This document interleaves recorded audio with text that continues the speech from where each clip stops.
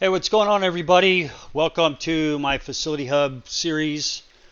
Today in this video we're going to go ahead and do the Lilitha's Bow quest out here at Hunter's Leap. Hunter's Leap is just south of Holtberg. Once we find we're going to find a broken bow first, and then we're going to return that to a crafter, and I'll get his name later. I don't remember what it is now. We'll return that bow to a crafter, and he'll fix it for us, and then we can turn that in.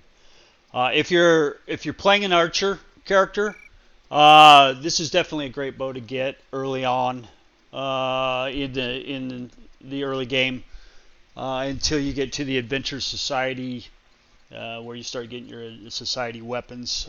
This is a really good bow for that in-between time. So I hope everyone's having a wonderful holiday season. I certainly am.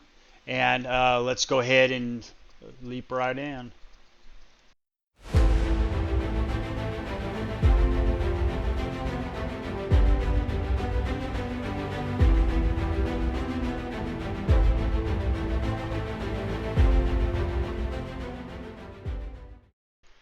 Before we get rolling, we're going to take a quick look at the Lilitha's Bow stats.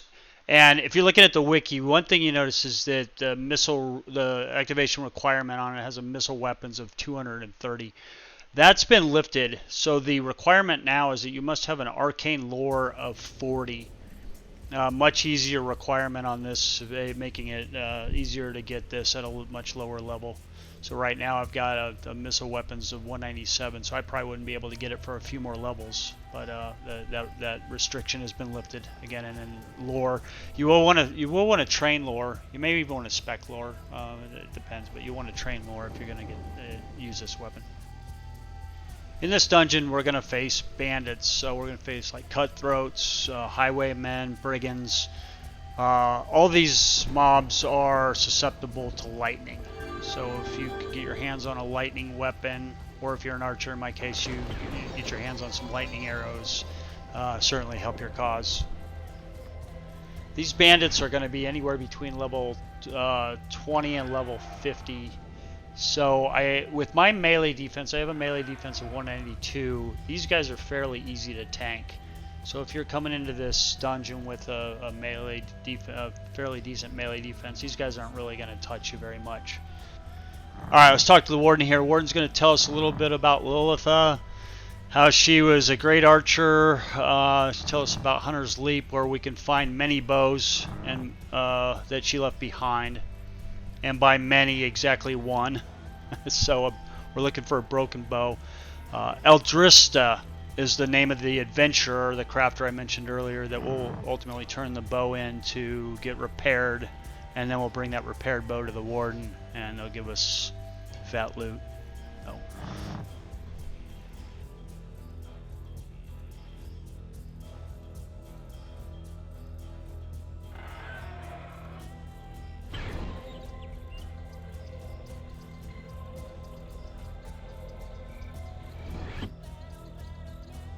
Up here, there's a whole bunch of mobs. Well, we'll go look at Eldrista first. So then this cottage right here is the adventurer that you'll want to turn in the bow to. He'll fix it and give it back to you.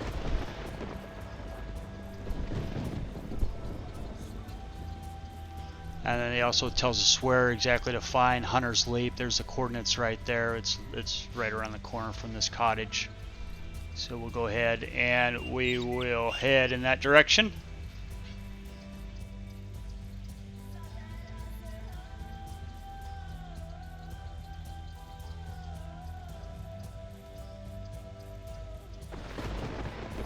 There are a bunch of lower level mobs that like to hang around in this area, so we'll just run past them as we make our way over here to Hunter's Leap. I don't know why it's such a party place, but it looks like they all like to hang out here. Again, all lower level stuff that you don't even need to worry about. Straight to the portal.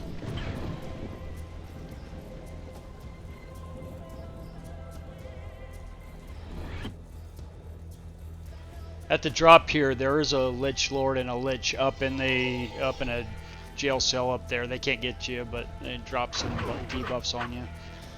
Not a big deal. Slowness. These are human mobs, so they have the same sound effects that your character does, our character does. So, first time I was in here, uh, they make the crit sounds, the you know, and at first I was like, what the hell's going on? So I don't know, it's kind of funny. Like, shit, am I getting killed? No, it's not me. Alright, so we're coming up to the first jump. So this dungeon has a couple jumps in it. In fact, I think it might be the first dungeon in these beginning quests that actually have the jumps. And they even recommended to hang out in this dungeon and practice your jumping. But that first jump that we just made, you want to do a shift jump, maybe about a third of the bar shift jump. Fairly easy jump to make, but you want to definitely shift jump it. You tap jump it, you may over jump the ledge and wind up at the bottom, which isn't a big deal. You just got to fight your way back up to the top and start over. But that's you want to shift jump that first one.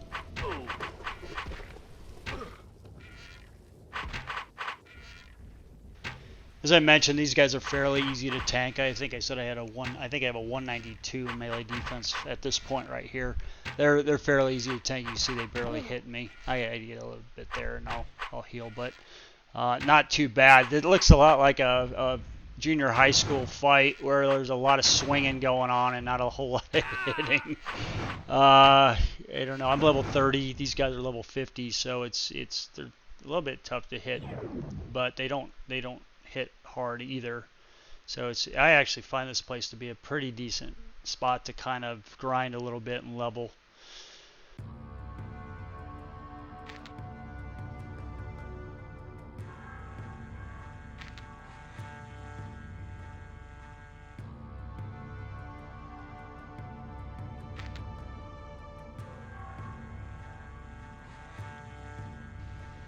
Alright, this next jump is right here. We're going to continue heading east. This is just a tap jump. It's a real soft tap jump. No need to shift jump there. In fact, you probably don't want to. You might hit the top of the wall and fall down and have to start over. So just a quick tap jump, get you across.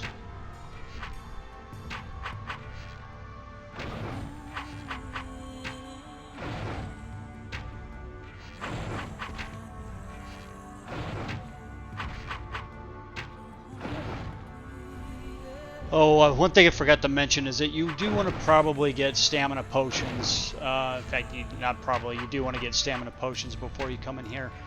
While these guys don't hit very hard, they do zap your stamina as they swing at you. It will lower and lower, and as you swing at them, same thing. So you'll see later in the video where I run out of stamina and I don't have. I just have to stand there and look like an idiot. I let my pet do all the tanking, and I mean he's doing most of the tanking anyway, but stamina is a good one to have on you right here.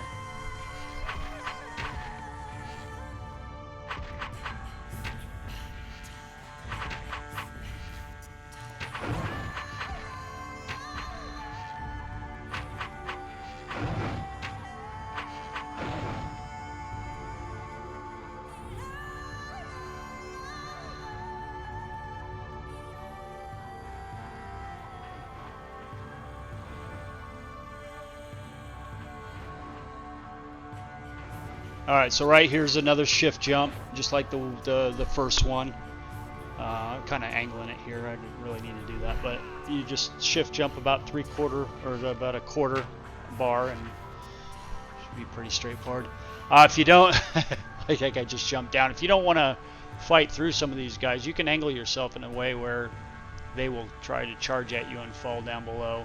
I don't know, if you don't feel like fighting a bunch of stuff on the way to the broken bow, there's some angling and things you can do on these platforms you'll see a synchronized ballet maneuver coming up here of 3 guys jumping off at the same time.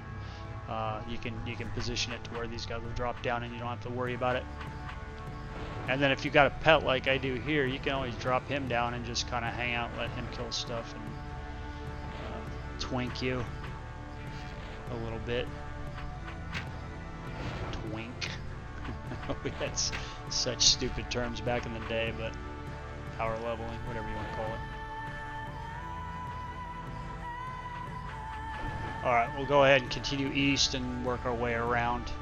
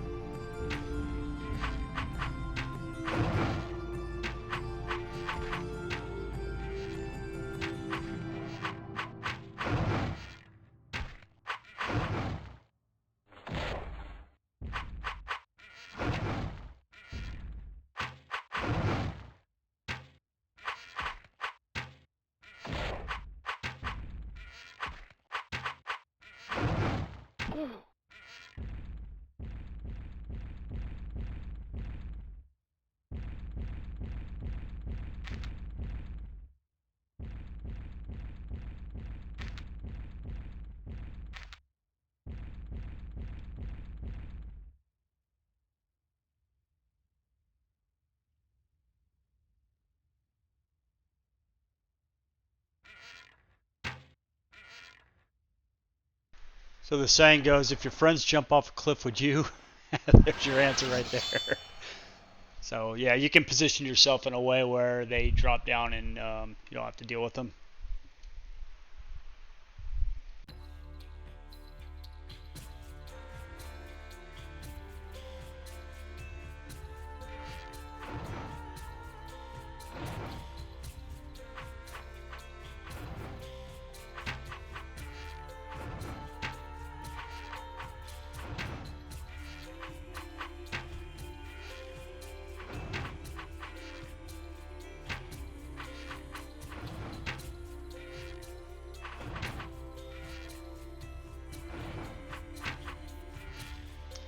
There's really no reason for me to not jump down here and fight them a little bit closer. I'd be an ultra conservative. Well, I'm kind of just goofing around at this point. As an archer, you've got some strategic advantages of when you're in these kind of dungeons where you've got mobs below. You can kind of, you shoot at them without a whole lot of danger.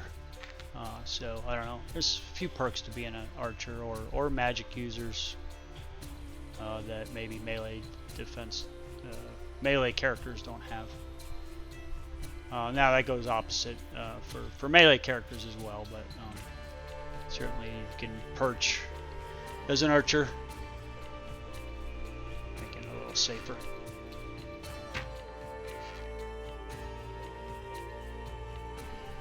Alright, we'll go ahead and take care of these guys. We're almost to the broken bow here.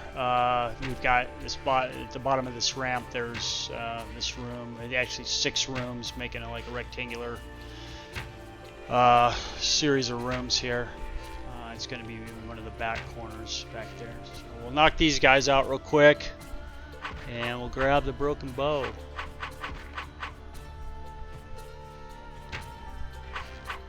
So as I mentioned earlier in the video, this is where you start seeing my stamina drain happening pretty quick. These guys swinging at me, sucking down mana fairly quickly. So at this point, I'm about ready to let my pet take over. So something to keep in mind in this dungeon, probably any lower dungeons as you progress early on and your stamina isn't that high yet. Always carry extra potions with you, stamina potions, health potions. If you're a mage or war mage or any kind of mage, mana potions. You know the drill.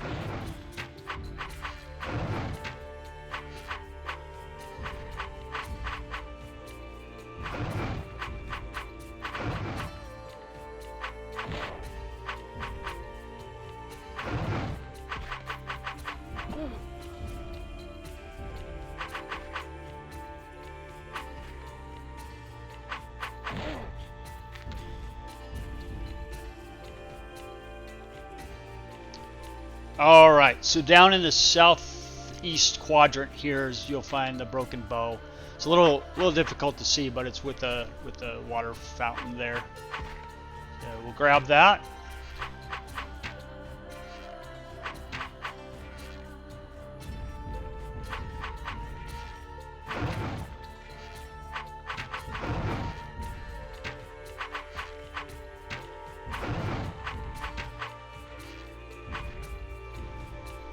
We'll let our pet finish this last guy off since we're out of stamina. And in the other room there's a set of chests, so we'll grab those once this guy's dead. We'll loot those and we will head on back.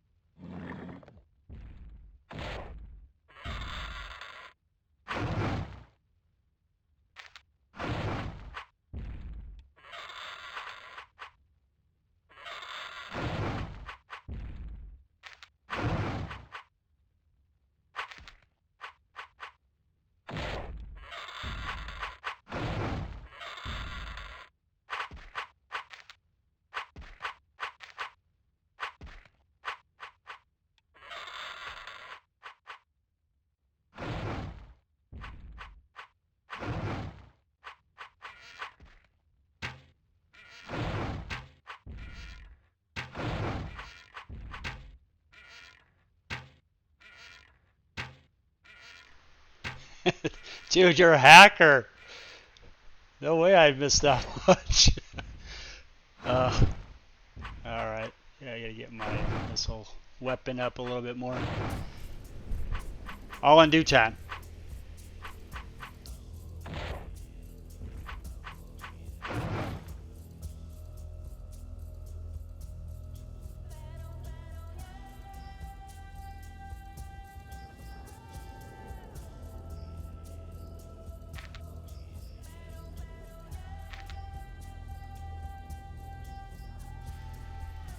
Alright, so we need to go ahead and turn in this broken bow to that crafter I mentioned. The best, probably the easiest way I think to do it is just a facility hub back.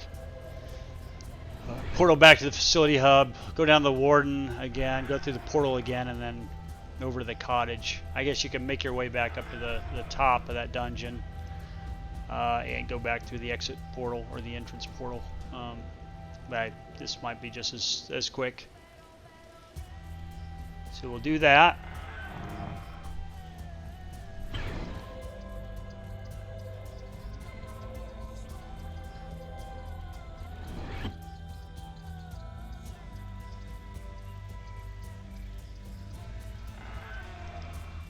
Alright, we'll go ahead and give her the bow so she can fix it.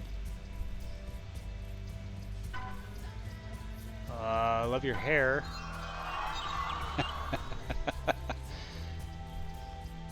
How long was I in the dungeon for? Alright, she gives us, so she'll give us 353k experience, which is pretty nice. So that's an addition to what we'll get from the warden here in a minute.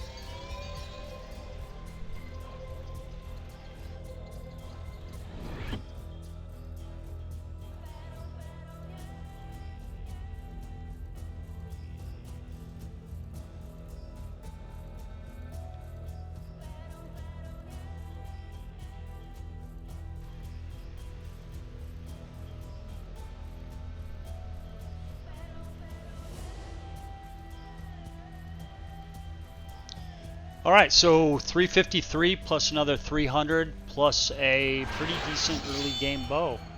So not a bad little haul. Alright everybody, I appreciate you watching the video and joining me today. I hope you have a wonderful day, evening, morning, wherever you're at in the world. And we'll see you in the next one.